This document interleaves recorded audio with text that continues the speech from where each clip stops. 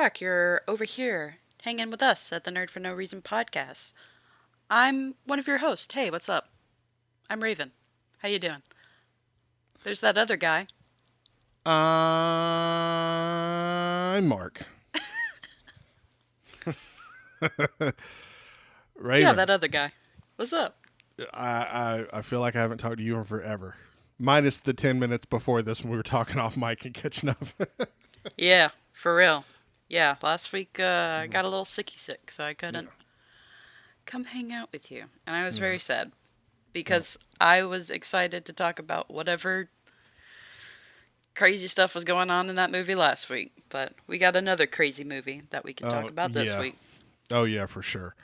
But no, it was super fun last week. Amos was a fantastic guest, and we both spent however long it was. I think an hour, about an hour actual in podcast time, just dunking on this movie on the Flash, and it was justly deserved.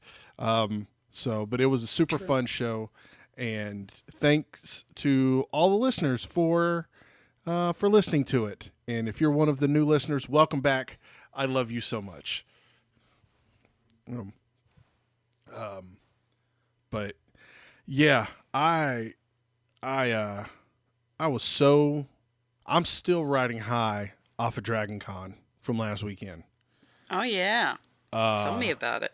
Man, I won't give you the nitty gritty details, but I will say that I was absolutely not ready for DragonCon because mainly just the scope of what I was getting into, because this was my first DragonCon, Mm. and I didn't know that. I kind of did, but I didn't know to what extent, because I've been to bigger conventions before in Atlanta where everything is just in one place. Me and Alice went to one right before COVID hit. That was in the World Congress Center, which is a big convention hall in between the Mm. CNN building and the Mercedes-Benz Stadium. So it's this big convention space right there, and we went to that, but everything was all in one place. Hmm. So once you pay your ticket to get in, that's it. You're in. You're good to go. Not with Dragon Con. It was you go to one hotel and get your badge, and then you go to another hotel, and then you realize that's Oh. a wrong hotel, and you don't need to be in that hotel because nothing's going on yet. And then you just find a line, and you get in this line, and you hope it's the right line. My friends at work were baffled that I just got in a line, not knowing where it led, and they were like, "How long were you in the line for?" I'm like, "I don't know, like 45 minutes." They're like, "You were in the line for 45 minutes and didn't know where it went?" I was like, "Listen, You were in this for the ride. I was in for the ride because there were people dressed up, convention goers in this line. So either way, wherever this line led, I knew I was going to have a good time Hmm. once I got to the end of this line and got inside this building. And I was in one building that was just the vendors of this huge convention space of vendors, and there was 3 floors of them, and on the 4th floor were the comic people, the artists and stuff like that. And I was so scared to leave that building because after an hour and a half of walking around, I look outside and the line is literally still wrapped around the building, and as long as it was when I was trying to get in. Oh. um, but I went and talked to some comic people, and they're like, "Oh yeah, go here, go there, do this, do that," and they gave me some good advice. I really wish I had a hotel room, just a place where I could just go up there and chill out for about an hour, relax for a little bit, Mm. um, instead of just sitting on the ground and kind of being Oh. in the way. Um, but I saw, if I was ever going to pitch the idea of America wholesomeness to a foreigner, this would be it. I'd be like, this is what you have to experience, because I saw old people, young people, every shade of color of people from different various rich, poor backgrounds, just any type of person you can imagine. And everyone was having a good time. Everyone was dancing. Everyone was just in a good mood. And for the extra 100,000 people that descended upon downtown Atlanta, I didn't see anyone in a bad mood. Everyone was happy. Everyone was getting it, and it was just the best. And I Oh. saw a middle-aged woman dressed up as a hobbit throwing it Hey. back. Oh. Dude, they had this little outside area where DJ was spinning records, and he was out there playing some songs. And this was towards the end of the day. Well, the end of my day before I left, and I kind of walking around. And I hear some people going, "Hey, hey, hey, hey, hey, hey!" I'm like, "Oh, something's going on." So I poke my head around, and there's a middle aged woman dressed up as a hobbit throwing it back on Static Shock. And I was like, "This is the greatest thing I've ever seen." I never thought I'd say that sentence ever in my entire life, but here I am. Uh, I love that. Man, I wish I could have seen that. That sounds like a good time. it absolutely was. I am I am already contemplating going. Well, I will go next year. Hmm. Um, I'm going to try everything in my power to get a hotel room next year because at the host hotel because it was it was crazy. The Marriott, one of the main host hotels, someone the comic book person guy who I was talking to, he told me, hey, once 7 o'clock hits and the vendor area shuts down, the Marriott just turns into a big party, regardless of where you're at. And there was 3 hotels that were kind of all stitched together via like a walkway. It was like the Hilton, the Marriott, and the Hyatt, I think it was. And the Marriott was in the middle of these 3 hotels. And when you walk in, the lobby is just packed. Like 3 levels of the lobby are just packed with various different people in costumes. And again, like I saw 5,000 Jedi. I saw about 100 Barbies. I saw so Hey. many different things. Super cool. Again, everyone's having a good time. And I'd left about 7:30 and I was like, I have to see what's going on at the Marriott before I leave. And when I walked Hmm. through, let me tell you something.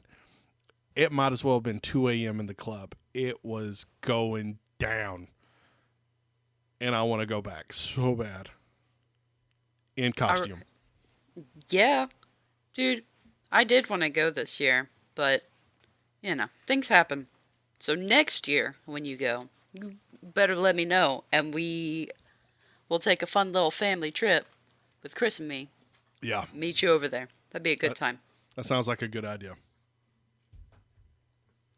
And I think I've convinced a couple people at work that they're going to go to. They're like, man, I could just go. It's like, was there alcohol there? I'm like, yes, there was alcohol there.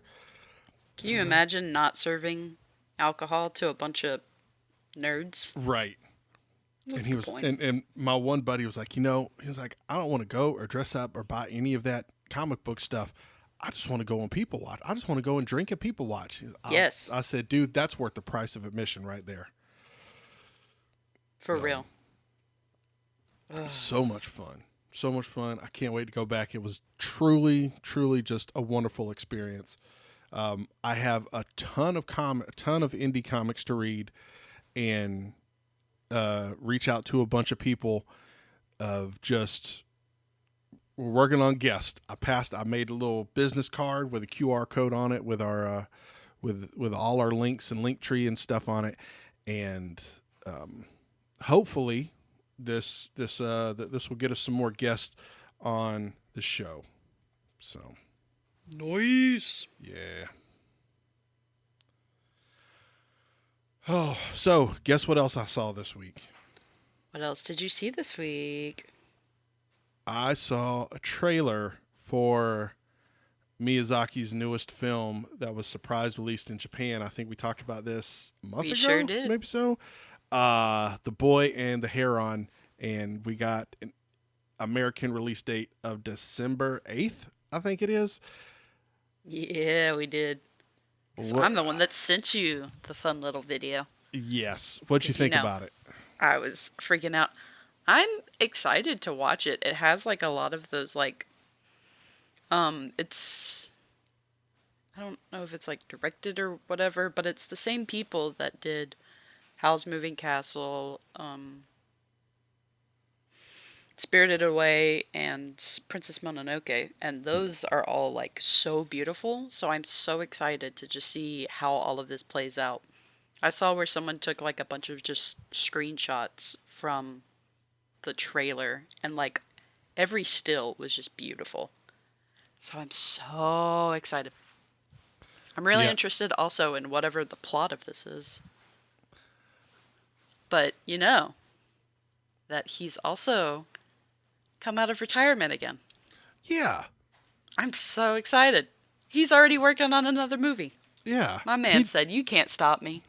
He delivered this movie and then came back in and said, "Guess what? Psych." Surprise, surprise, surprise. Right. He's over there being like Oprah. You get a surprise, and you get a surprise. New movie releases, new movie drops. And then he's got the air horns in the background because, of course, of course. Bow, bow, bow, bow. What did you think of the trailer? I thought it looks, as soon as I saw it, even if I didn't have the Studio Ghibli banner at the beginning of the trailer, my first thought was, boy, this sure does look like a Miyazaki film. Right. This is giving me a whole lot of Spirited Away vibes. Just, yeah, I'm like you. I'm very curious to see what the story of this is going to be, but also at the same time, like I see some of this stuff, I'm like, man, I almost kind of want Miyazaki to make like a full on horror movie. Oh my I kind of gosh. do, and I kind of don't. It would be beautiful. It would be beautiful and terrifying at the same time. Yeah.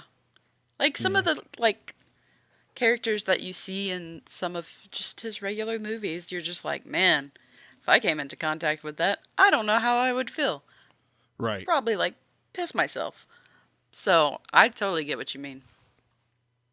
But it looks beautiful. There's just looking at the trailer, even right now as we're talking, like I got the trailer kind of going in the background, and I'm switching back and forth to see if I, like real time gathering information. And there's, it absolutely is a Miyazaki movie. It looks, I'm getting so much Spirited Away, just that and Howl's Moving Castle, just that style Oh yeah. of just, you could tell this was the same person, same group of people. And I must say that this is pretty good for a guy who is how old? He is in like mid 80s, I want to say. Yeah. He was born in 41. Can you go ahead Jesus. do math? No. 41. I don't even know That what is year it is 82. sometimes. Yeah, he is 82 years old. Which is, for us that live in the South, and we have folks that are of a certain age who hit a certain age and they're just like, cartoons are for kids. And here's this guy who is 82 years old. He's like, I'm going to make the most beautiful animation you've ever seen in your entire life. We gotta Makes get me your happy. dad to watch some of these sometime. Be like, look, I know that you think it's a stupid little cartoon, but be amazed. I so desperately want to get my dad to watch a Miyazaki film, but I think it would be too much for him. I That's genuinely think if we sat him down and like Howl's Moving Castle, that might be the easiest one. I know Spirited Away would be way too much for him. Yeah. But like Ponyo, that would be too much for him. Oh, I love Ponyo. Yeah. So I don't know, man. I feel like there's places where we might could get them to sit down, but it's going to be a tough sell for sure. I feel you. It's okay. So, oh man, let's see what else. Oh, the SAG strike that's been going on for 3-4 months now. Yeah. possible. Well, they're voting this week, I think, to I think it's this week to figure out whether or not if they are going to go on strike against video game companies. So, Ooh, they are hitting them up. and this is kind of the same thing where it is, AI, and they're trying to get a pay bump, and they're filing against like 10 of the biggest, I don't want to say the biggest, but 10 very big video game companies: Activision, Blindside, Disney, EA, Epic, Insomniac, Take Two, Warner Brothers. So it's some of the pretty big thing, or pretty big game companies, and I think this is gonna do a couple things in the kind of the guy. Well, I don't want to say guys, but I think if they go on strike against video games, we're gonna again feel this in about a year or so.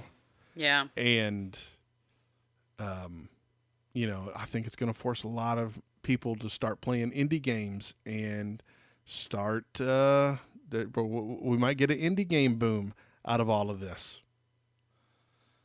I would have fun with that. I do like some of the like little fun indie games that are just like they're cute, they're quirky. So it could be a good thing, could be a bad thing. You just never know. Yeah. Never know. No. And I don't think what's so wild is I don't know how that works with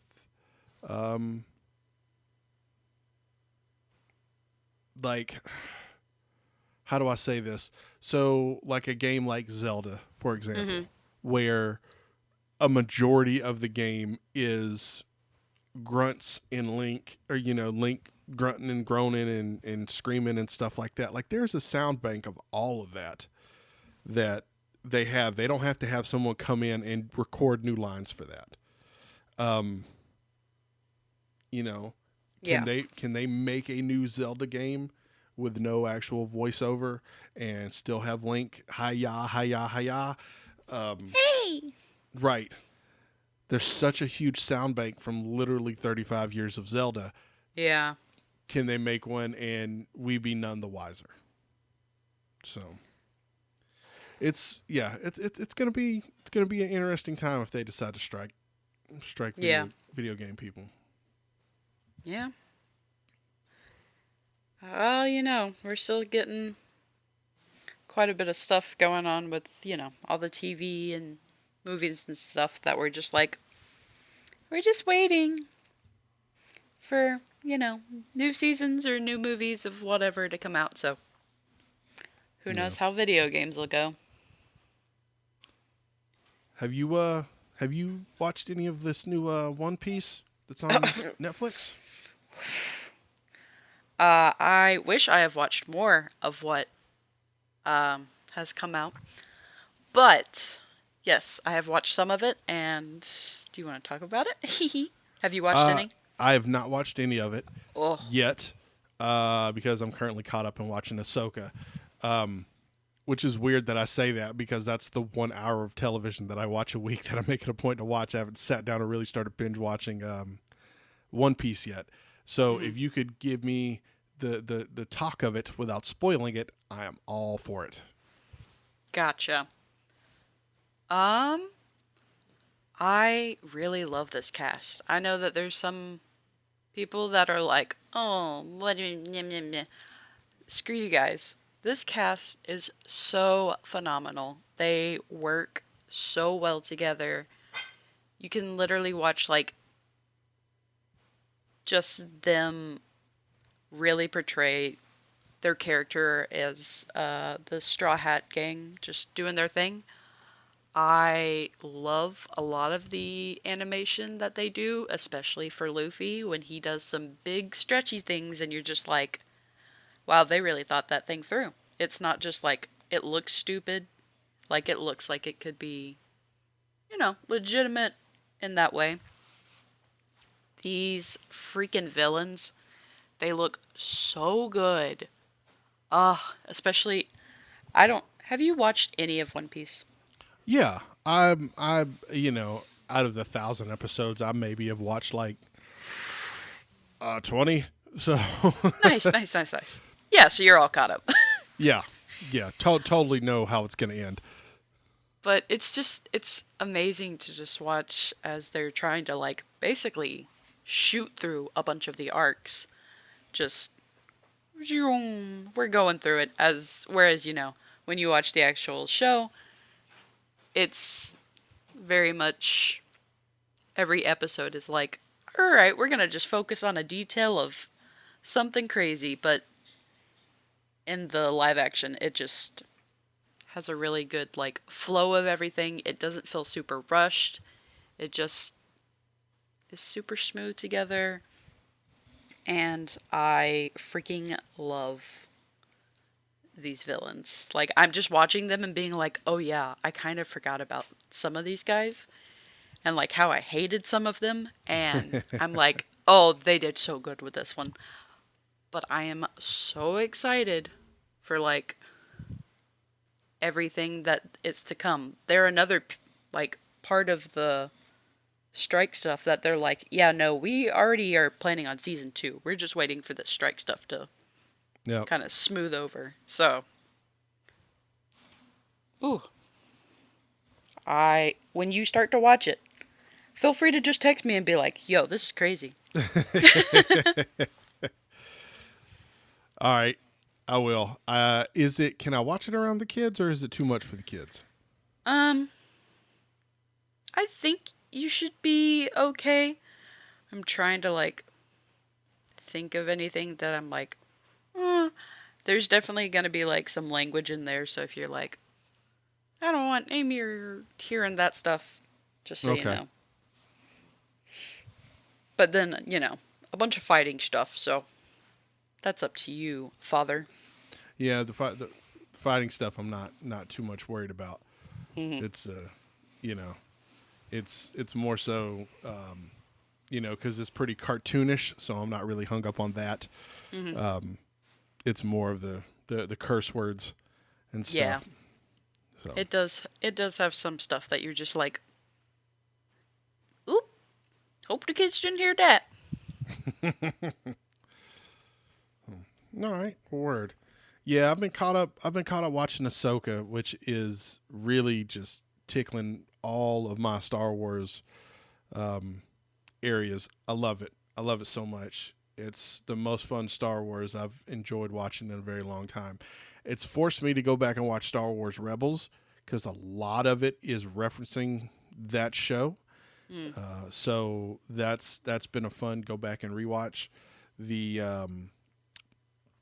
let's see what else. Yeah, that's pretty much it. Like I think they're 3 for 3 right now. So I'm really hoping they don't fumble it at the 1 yard line like they did with one of their last, like Disney did with one of their last series they did. Mm. So yeah, yeah, we'll see. Oh, you ready to talk about this week's movie? I sure am ready to talk about some crazy vampires that all like to wear sunglasses at night. At night. I At am night. I am so thrilled that this is your first time watching this movie. Man. I feel like as someone who was back in 1998 when this movie came out. It came out when I was in basic training, and I couldn't go see it opening night because Yeah. Blade was a character that I absolutely 100% fell in love with when I was like 10 years old. So much so, I had a comic book that I picked up at a gas station. I was reading it, and it was I'll never forget. I'll never forget this. It was a comic, and the arc of the comic was called "The Rise of the Midnight Suns," and it had Blade, Morbius, who was Ghost Rider was in there, and they were hunting somebody. I can't quite remember that, but I remember like Blade, the character Blade. Like I was all in on this character, Mm-hmm. and so much so that I even drew my own fan comic. Oh, Yes. Um, and I always thought if they ever do a live action version, Wesley Snipes needs to play Blade. And then lo and behold, they did. And I was so excited. And then I went in the military and I couldn't watch it until it came out on VHS when I was in tech school. And it ooh, lived up to all of my expectations. But, nice. Raven, what did you think of Blade? I thought it was very interesting. A lot of it did keep my attention because, to be honest, I had like no concept of anything of Blade. I'm sure I had walked in when my grandfather was watching it at some point, and I was just like, oh, it's another one of his stupid action films. I'm good. Which, if he had been like, hey, it's got vampires, I would have been like, okay, I'm sitting down now. But, like, I knew nothing about Blade, to be honest. So, to go in this completely just unaware of anything, um, there was a lot going on. A lot of it, I was like, what the heck is happening? Why is homie just, like, buff as shit, just, like, beating up a whole bunch of random people at this party? And then you realize it's vampires. But the biggest thing that kept getting me is I'm like, why is everyone wearing sunglasses? You guys literally can only be out at night. And Chris was like, Raven, it was a style back then. Duh. And I was like, okay. And he was like, yeah, just like in The Matrix, it was part of their style. And I was like, well, I've never seen that, so. But yeah, it was a fun time to just kind of watch something and be like, all right, okay. And like, you know. Anyways, Mark, what are your feelings on this movie besides I know that you enjoyed it?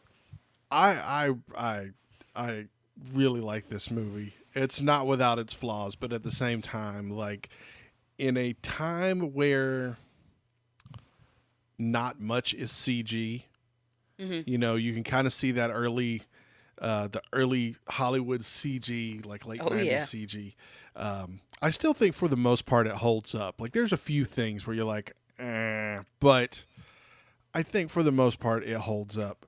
Considering, no, this movie is fantastic to me. It's the first time I've seen it in a couple of years, and I still had a really good time watching it. I feel like the lady, what's her name, Karen, I think her name is, the yeah, her name was Karen, the main female of the movie.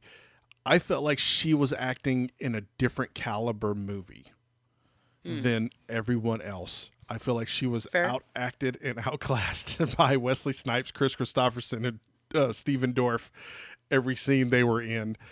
But this movie's my shit. As far as vampire movies go, this is it. It has just the right amount of gore and horror without being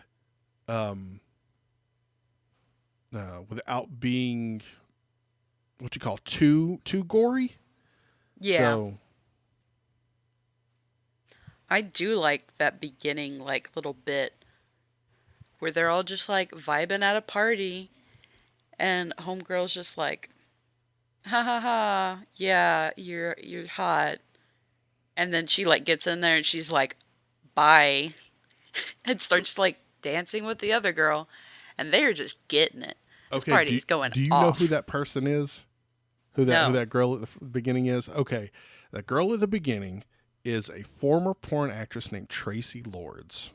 Oh. Okay, now I don't know if you know anything about Tracy Lords, but Tracy Lords is notorious in the porn industry because she was in the '80s. She was exceptionally popular.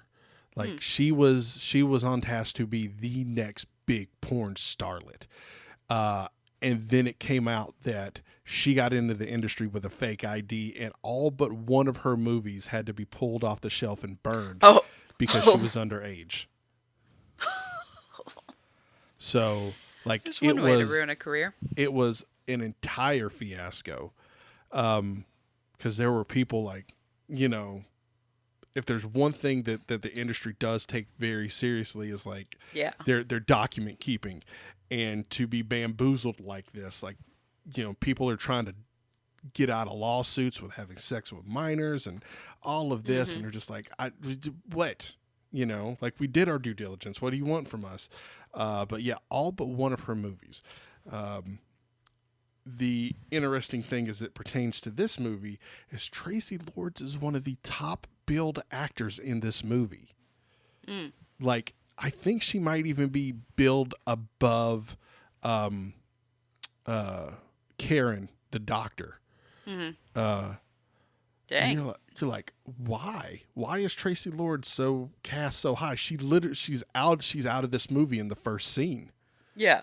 You know, I don't know, and I don't even think to myself that she was even pop culture popular at this point in the 90s. So I don't know. Wow. You learn something new every day, don't you? Well, I mean, you know, keep in mind that I know this and do not know a second language. But I could tell you the story of Tracy Lords. That's so fair. That's my go-to whenever I have like a whole bunch of useless information. I'll start to be like, I'll tell the guys at work, I'm like, oh yeah, did you know that Tracy Lords is the reason she would blah blah blah blah blah blah blah? And like, yep, and I still don't know Spanish. Hey man, we all have our strengths and weaknesses, and yours just happens to be about, 80s, 90s era porn star. One in particular. Just one. Just one. That's fair. One. I am such a what's that word? Repository. There we go. Repository for useless knowledge that sometimes I astound myself, and a couple friends at work are like, how do you know all of this stuff? I'm like, I'm just curious, you know? Yeah. I'll see something and then I'll hop on the internet and get a bunch of surface level knowledge about it. And there it is. That's stuck with me forever. If I could learn a language that way, I would be absolutely dangerous. Right. But unfortunately, you actually have to take time and study a language and understand all these different things. Nope, can't do it. Fair. Nope. Espanol, too much. Too mucho. There we go. See, I did it. Too mucho. Fair. Oh. But yeah, that was such a crazy scene when all the like blood starts pouring, because they like walk through that meat processing stuff, and he's just like, where the hell are we going? And then I thought that was a really cool scene. I liked that whole like first beginning part. I was like, man, the set pieces in this movie are fantastic. It looks like something that I would be like, yeah, I want to go to this party. Yeah. This looks kind of cool. Like, sure, it's like raining blood, but it's like, it looks kind of cool, guys. I'm not going to lie. Right. I kind of go here as long as I knew that I wouldn't die. Like, I'd come here and party. I'd come and get covered in blood. Yeah. But then, Blade starts doing his little fighty fight stuff, and there goes the party.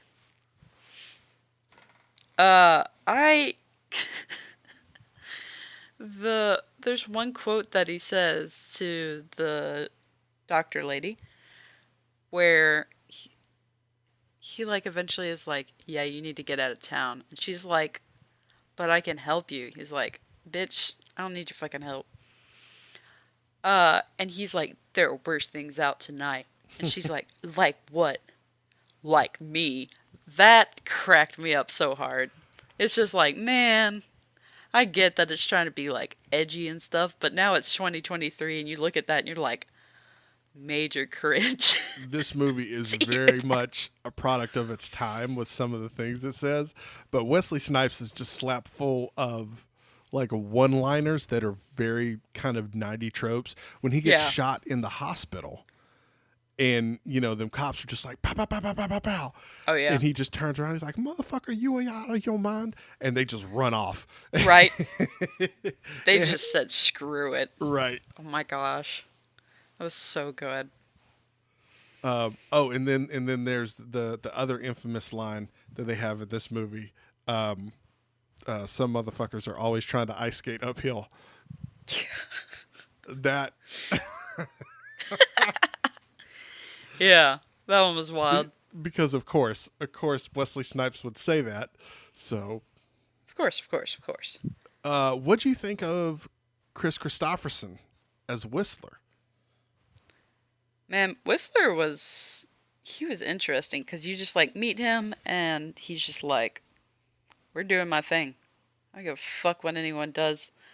I am here to build my stuff and take out some vampires if I have to along the way. If you gotta kill this girl, you gotta kill this girl. And she's just like, what? What? I thought he was gonna help me. I thought he was interesting because you like see him at first. You're like, this crazy looking guy. I did like him. I thought Chris Christopherson was the perfect. Again, this whole movie to me is perfectly cast. I loved everyone in it. But Chris Christopherson was like the guy who, when it was time for Whistler to be on screen, I was like, oh yeah, dude, this guy nails it. Which is what's so great for. I love when I see older actors who you wouldn't think that would be interested in doing a role like this. Like Chris Christopherson is an old country dude from the 70s. Like he is he is a country artist, and I'm sure that there is probably a group of people that went to go see this movie just because Chris Christopherson was in it and was like, this is not what I expected. So I think it's like having Anthony Hopkins in a Marvel movie playing Odin. True. Yeah. It's like, oh, that's awesome that they were like, yeah, cool, we'll go do it. This seems like fun. Why not? And yeah, for Chris Christopherson to play Whistler, not in this movie, but also in the next two movies, in some shape, form, or fashion, it's really cool.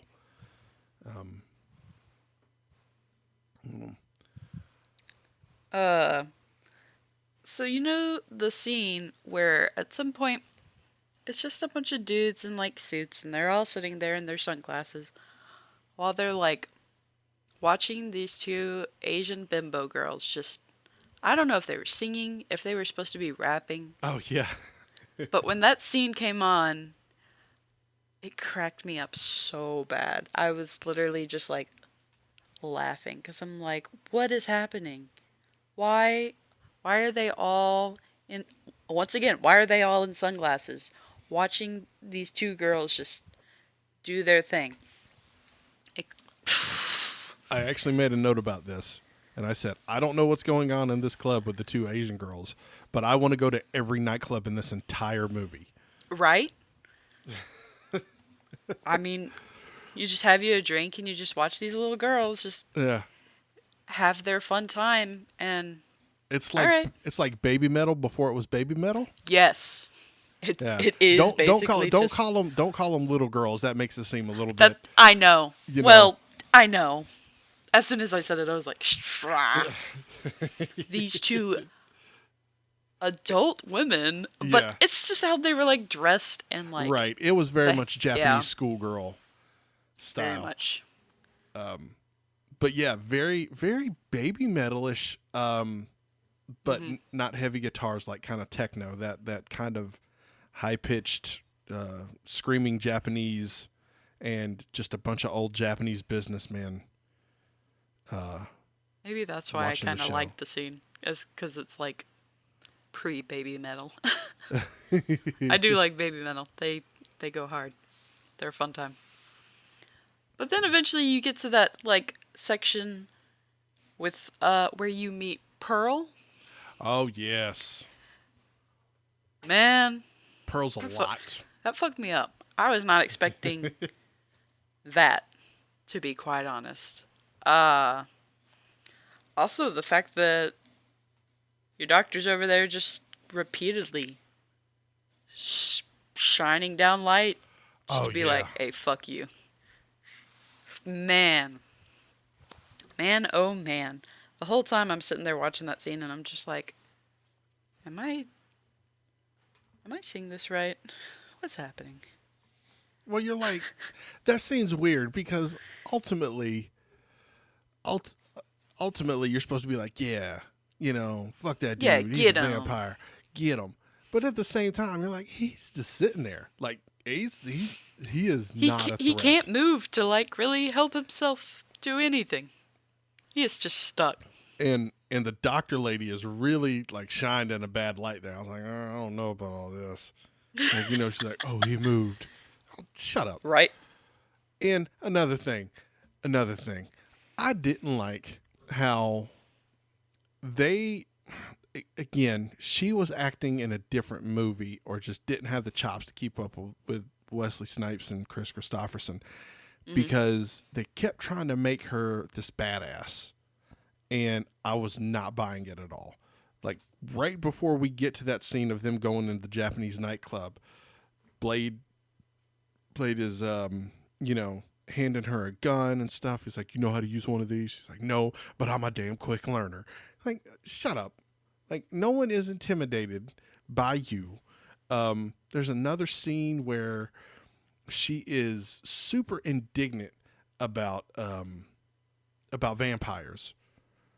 So she says something. It's like they're explaining, they're giving exposition about the whole world that they're in, and she's like, "Oh, what? So now I'm just supposed to believe that vampires exist?"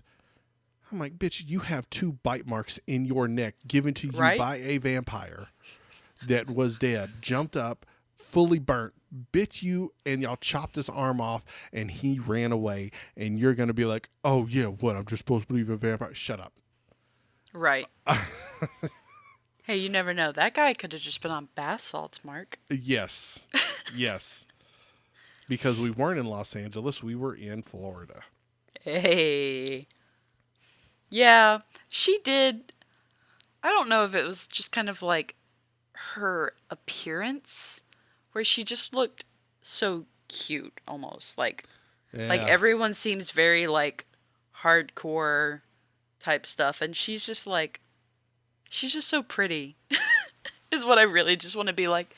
I felt like she was like too cute and pretty for this like role.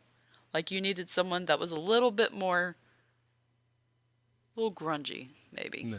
Like I get she's supposed to be a doctor, she's supposed to be pristine and whatever, but Yeah. it was just one of those You're right. things. She needed to be a little grungy. Yeah. Um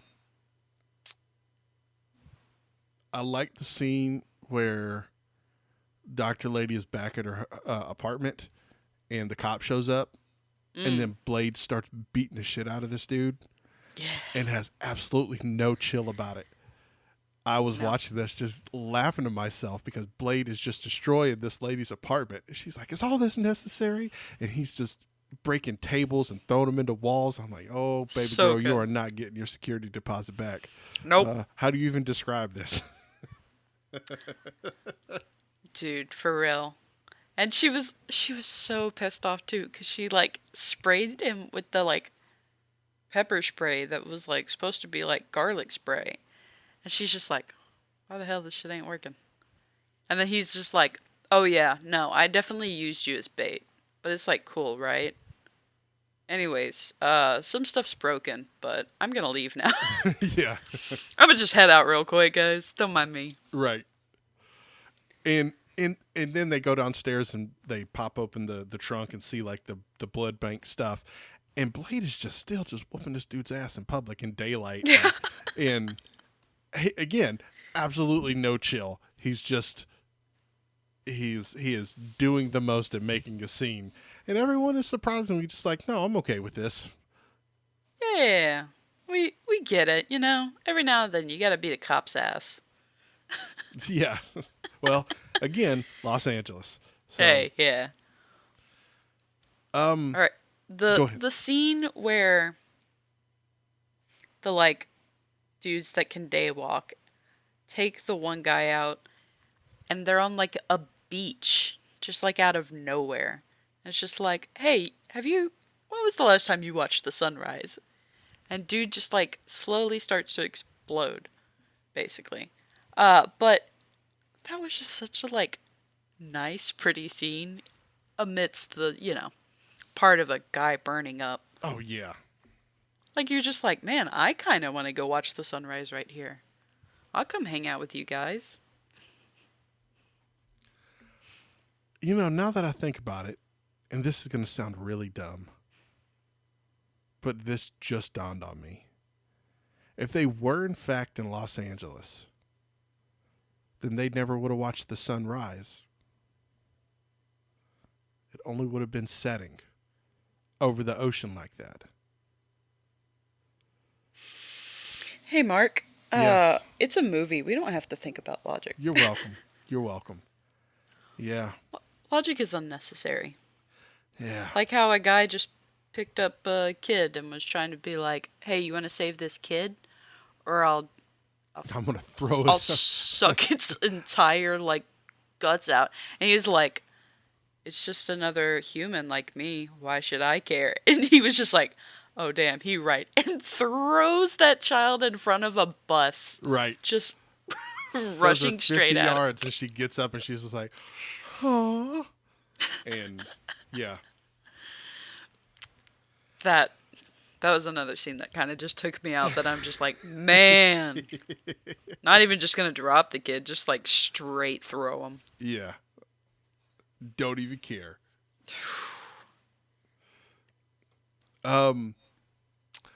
One kind of theme with this movie that they touched on, and I'm kind of upset that they didn't really do anything else with, because I thought that for sure there was going to be more to it, and they never do it anymore in any of the other films either. Is the scene with the I'm just going to call him the medicine man, where Blade goes and gets his serum, Mm-hmm. and he shows up to this dude and gives him his watches or whatever, and he gets the serum, and they do a little dap, and then he leaves. And I kept thinking to myself, like, is this gonna be a movie with like, oh well, we got a man on the ground, that isn't Whistler or whatever, like, because like that made this movie seem, and there's other parts too, where it kind of embraces the fact that Blade is black. He's a black hero. Mm-hmm. But none of it ever leads anywhere.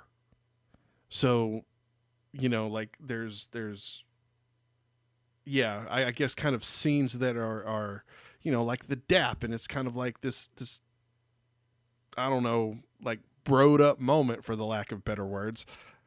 And we just don't go anywhere else with it. And it's weird. It just, because you essentially have your two main characters with Wesley Snipes and a lady that keep forgetting her name, Nebuchadnezzar, I think is how you pronounce that. And yeah, Sure. It just doesn't seem like they kind of embrace it as a black superhero. Mm-hmm. So Fair. I but- get you. And yeah, I would just wish they would have done more with it. Yeah. What'd you think of the tattoo glyphs that everyone had, and how bad do you want one now? I mean, they're not bad tattoos. They're kind of cool. You could be in and out of the tattoo place in like 30 minutes. Right? Just be like, hey, just hook this up right here. Just let me get it on like the inside of the wrist, and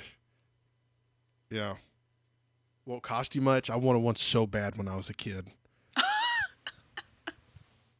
Sounds right. I'm a little surprised you probably didn't just like get one after watching the movie.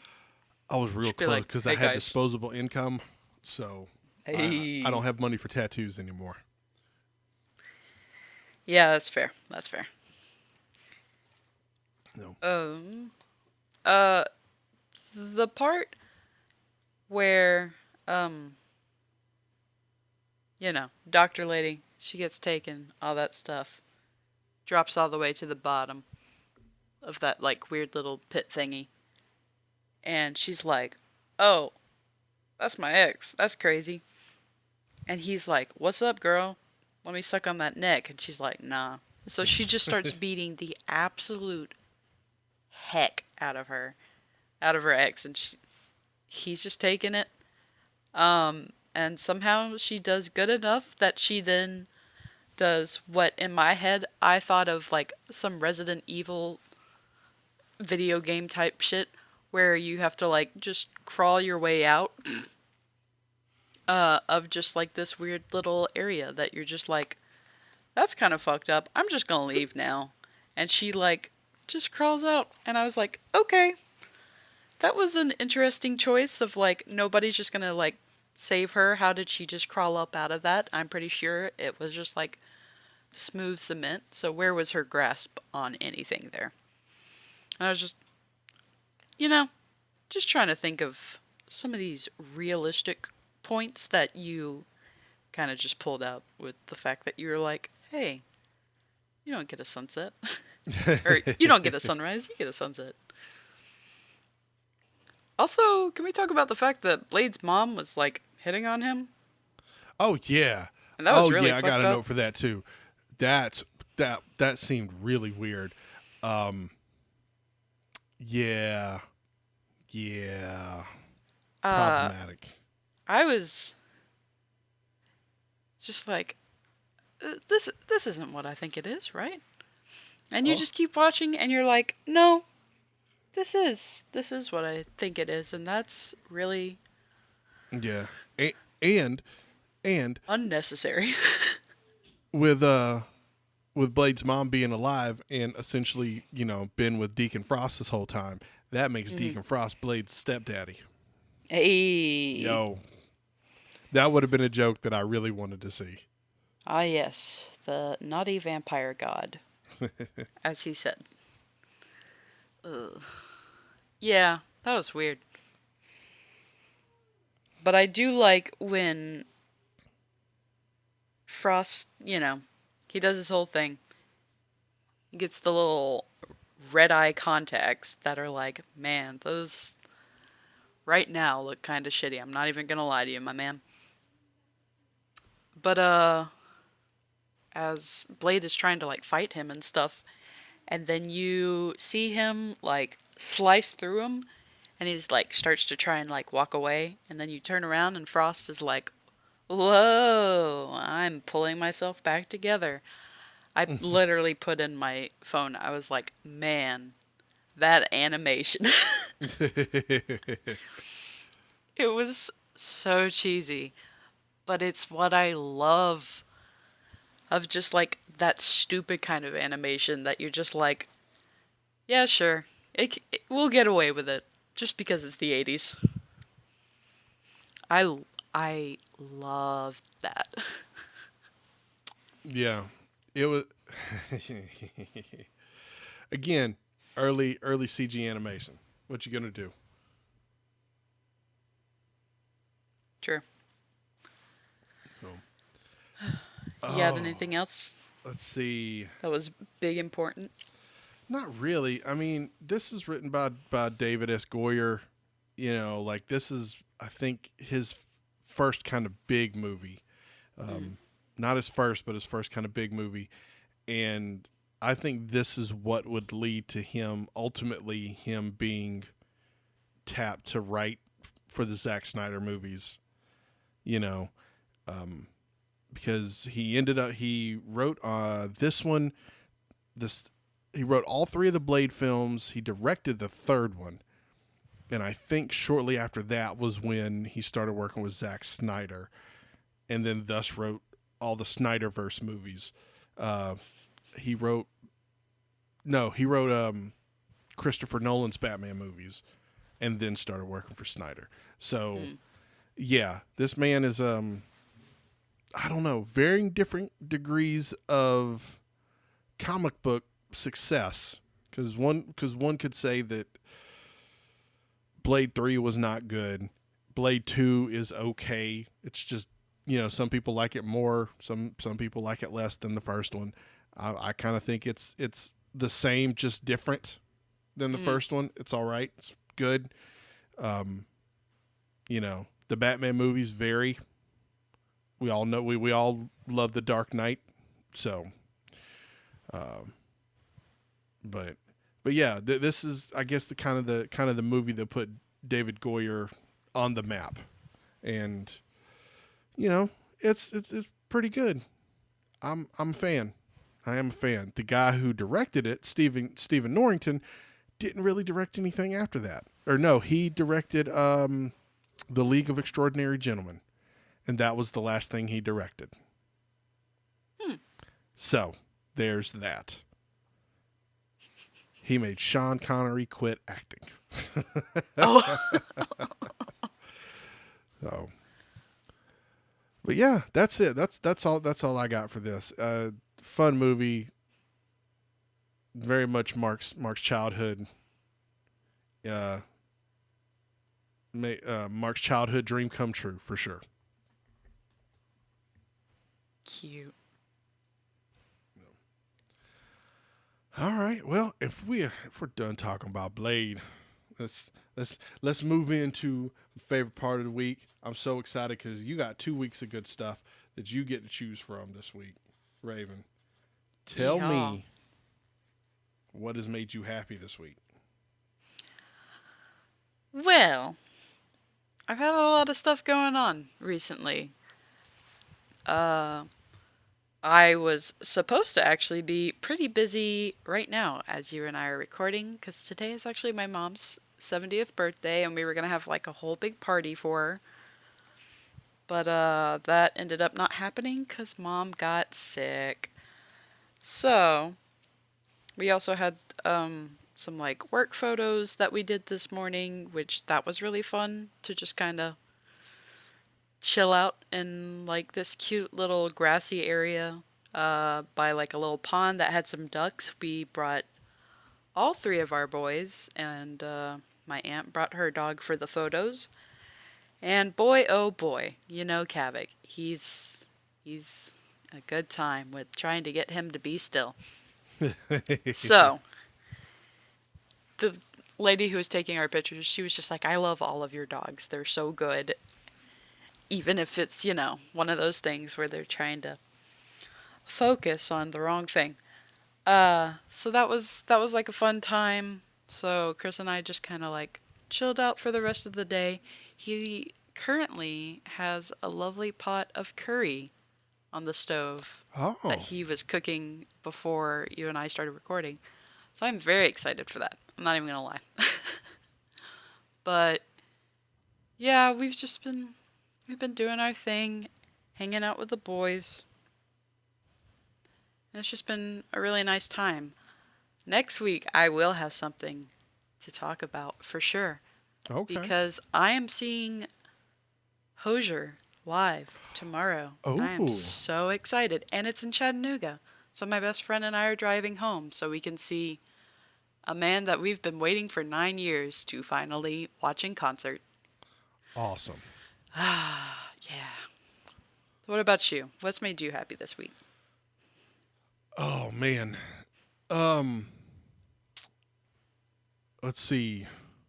I'm gonna pick back up from where I recorded the last episode with Amos, because that next day I recorded on Saturday. That's Sunday.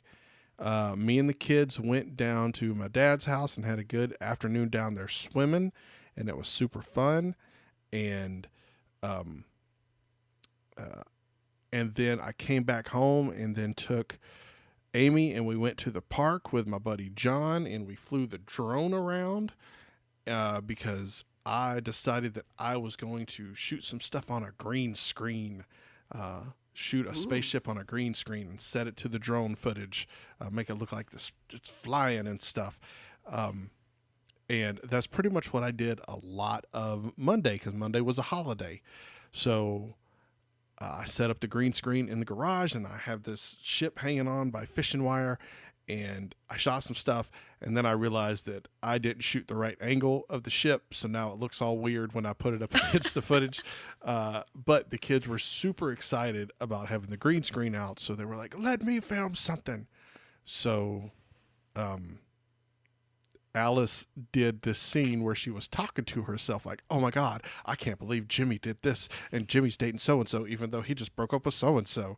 And then she'd filmed the other side like, oh my God, I can't believe he did that. And I put it together like very roughly, but it was still super funny. So yeah, that's just doing fun kind of creative stuff just to see if I could do it. Cause I don't really know how to do all that stuff. I'm learning as I go. It was a blast. It was super cool, and this might bode well for like some. We've been really wanting to shoot a Thanksgiving video and make it bombastic, and I think we kind of now have the resources to do that. So I think that's what we're gonna do. We're gonna make a Thanksgiving video in all these wild styles, and each one of us are gonna be like, I'm thankful for family. Man, then, Chris and I want to come up for that. It's gonna be crazy. So yeah, that's what's made me happy. It's pretty fantastic. Cute. I want to see the Villy. The Villy? The Villy? The video of Alice doing her little thing. So send me that. I will try to. I asked her if I could, save it and show it to people. And she's like, no. Love it. So I don't want to. I love that she wants to do the bit, but then she's like, this is so stupid, but I love that I did it anyways. It's one of those things where it's like, it can't get out there, Dad. It could go viral. It's what kids have to worry about nowadays, going viral for the wrong reason. So, you want to tell these good people where you are located on the interwebs? Absolutely.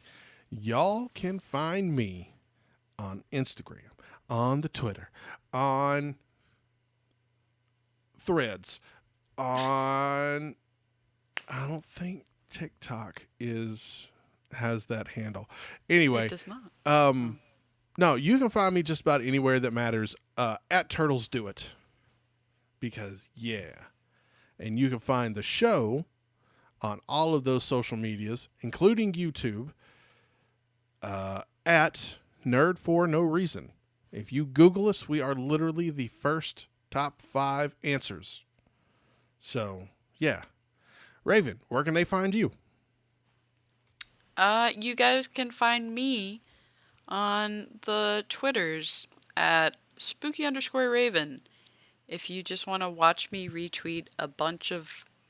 Right now, it's all One Piece and Miyazaki. It varies sometimes. Sometimes you get some cute animal videos, and everyone likes those. So follow me if you like cute animal videos. Otherwise, if you head over to Instagram, I am there at That's a Raven Ellis, and tag a lot of my own other little side Instagrams onto my stories. So, that's that. Word. That's a wrap. Please make sure that if you listen to our show, that you rate and review us. It does help us. It's not just an ego boost, but it does help us. It helps us move up through the charts. It kind of gives us some feedback on what we're doing and how we're doing and all of that. Make sure that you interact with us on the social medias, because we will absolutely try to interact back. Give us your suggestions for movies that we should watch, and for future guests that you would like to have on, or that you would like for us to have on the show. We're down for pretty much about anybody, as long as they're chill. We don't want anybody with like controversial, like I don't want Bill O'Reilly on my show. I know it's a controversial opinion, but I'm saying it here and now. But yeah, hit us up. Let us know what you think about us. Yes, please. And with that, you guys go and do something wonderful in the world today. Guys, and just some super cool content and media, and we'll see you again here next week at the Nerd for No Reason podcast. Goodbye. Goodbye, everybody.